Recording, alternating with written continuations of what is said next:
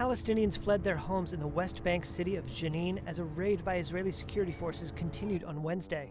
While a ceasefire appears to be holding between Israel and Hamas fighters in Gaza, at least 10 Palestinians in Jenin have been killed in what Israeli Prime Minister Benjamin Netanyahu called a, quote, large-scale and significant military operation. Jenin resident Nassim Salah said Israeli drones with loudspeakers urged them to evacuate. They started to call us via the drone to leave the neighborhoods and head to Outer Square. So we went towards Outer Square. I went with my mother and my family. They detained me. They put me inside a room. They asked me about my life. I said that we live in the camp, like other people. They asked about the situation inside the camp and told me people shoot towards us inside the camp. I told him I don't know anyone. I was staying at home. I only heard bombs and rockets. We couldn't leave home.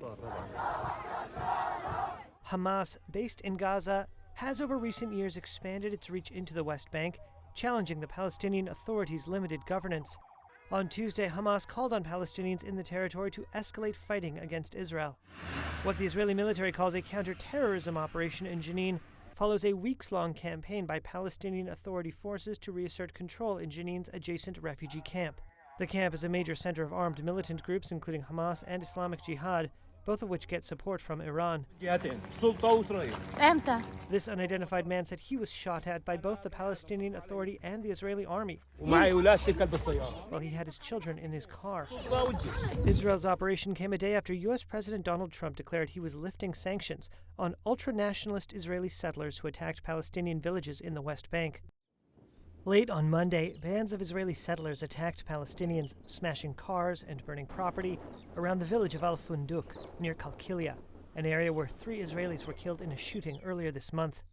Hardline pro-settler Finance Minister Bezalel Smotrich said Israel's operation in Jenin was the start of a, quote, strong and ongoing campaign against militant groups, quote, for the protection of settlements and settlers. Inside the city, Tamar Abu Zahu said he was trying to deliver bread, medicine, and diapers to his mother, who was inside a Jenin hospital. He said he couldn't get through because Israeli snipers were shooting and not letting anyone pass.